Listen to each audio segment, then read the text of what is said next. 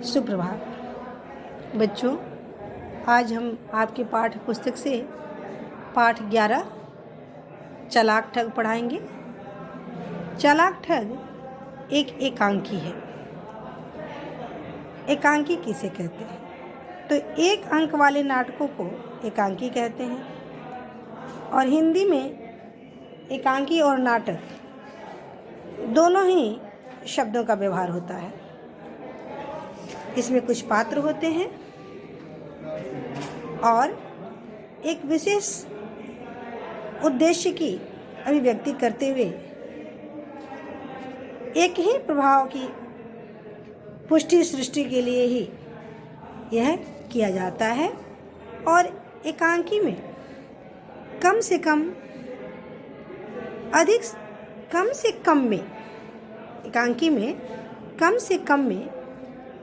अधिक से अधिक प्रभाव छोड़ने का एक लक्ष्य होता है। तो इस एकांकी में भी ऐसा ही बताया गया है।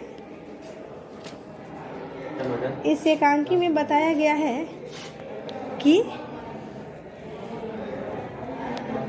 एक पुरोहित होते हैं जो कि अपने यजमान के द्वारा उनको एक बकरी दान में दी जाती है। बकरी जब लेकर वो अपने कंधे पर लाद कर घर की ओर आते हैं तो उन्हें कुछ ठग मिल जाते हैं। अब उन ठगों के द्वारा अब ये होता है कि बकरी को हथियाने के लिए वे तरह तरह के हथकंडे अपनाते हैं। और इसी में परेशान होकर के पंडित जी जो हैं बकरी को कंधे से उतार कर नीचे फेंक देते हैं। और चालाक ठग जो है अपने लक्ष्य में सफल हो जाते हैं। तो सबसे पहले जानेंगे कि एकांकी में कैसे बताया गया है इस चीज़ को। तो पहले दृश्य में बताया गया कि बकरी पंडित जी को दाने मिलती है और वो अपने कंधे पर लाद करके आगे बढ़ते अपने घर की तरफ चलते हैं। रास्ते में उन्हें एक ठग मिलता है जो कहता है कि प्रणाम पंडित जी, आप इतनी जल्दी जल्दी कहाँ जा रहे हैं? पंडित जी भी प्रणाम करते हैं और वो कहते हैं कि अपने गांव की तरफ जा रहा हूँ। ठग उनसे ये पूछता है कि आप दान में लेकर क्या आ रहे हैं? तो पंडित जी कहते हैं कि ये बकरी है। ठग जो कह रहा है कि नहीं, आपने तो कुत्ते को कंधे पर लाद रखा है। पंडित जी बोलते हैं कि नहीं, ये तो बकरी है। तो नहीं पंडित जी, आपने तो बकरी लाद रखा है अपने कंधे पर। फिर वो चला जाता है ठग और पंडित जी आगे बढ़ते हैं। तो दूसरा ठग जो है रास्ते में उन्हें फिर मिल जाता है। वो भी उन्हें प्रणाम करता है और पूछता है कि पंडित जी, आपने अपने कंधे पर क्या लाद रखा है? पंडित जी कहते हैं कि बकरी। अरे नहीं, आपने तो मरा हुआ गधा लाद रखा है। आप तो इतने बड़े ज्ञानी हैं और आपको पता नहीं है कि आप गधा लाद रखे हैं कि बकरी लाद रखे हैं। पंडित जी कहते हैं कि नहीं, मैं तो बकरी ही लाद रखा हूँ। फिर उसके बाद पंडित जी असमंजस में पड़ करके आगे बढ़ते हैं। फिर उन्हें तीसरा ठग मिलता है। वो भी पंडित जी को प्रणाम करता है और कहता है कि पंडित जी, आपने अपने कंधे पर क्या लाद रखा है? पंडित जी कहते हैं कि मैंने बकरी लाद रखी है। तो पंडित जी, आप तो इतने बड़े ज्ञानी हैं और आपको बकरी और बछड़े में अंतर नहीं आता। आपने तो मरा हुआ बछड़ा लाद रखा है अपने कंधे पर। पंडित जी अब बहुत असमंजस में पड़ जाते हैं कि एक नहीं, दो नहीं, अब तीन आदमी तो गलत नहीं बोल सकता ना। पंडित जी सोच रहे कि ये कोई क्या है, भूत प्रेत है क्या जो अपना रूप बदल रहा है क्षण क्षण में। पंडित जी परेशान होकर के और उस बकरी को फेंक देते हैं। फेंक करके और अपने घर चले जाते हैं। और तीनों ठग जो छुपे होते हैं झाड़ियों में बाहर निकलते हैं और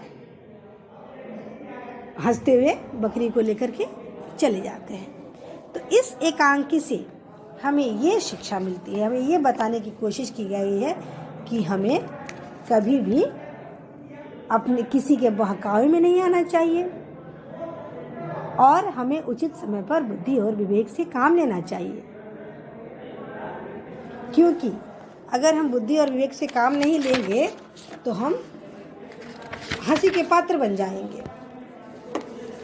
इस पाठ में यह भी बताया गया है कि किसी भी कार्य करने से पहले हमें उस पर विचार करना चाहिए कि सही समय पर बुद्धि और विवेक से काम करना चाहिए और किसी भी कार्य को करने से पहले उस पर विचार करना चाहिए।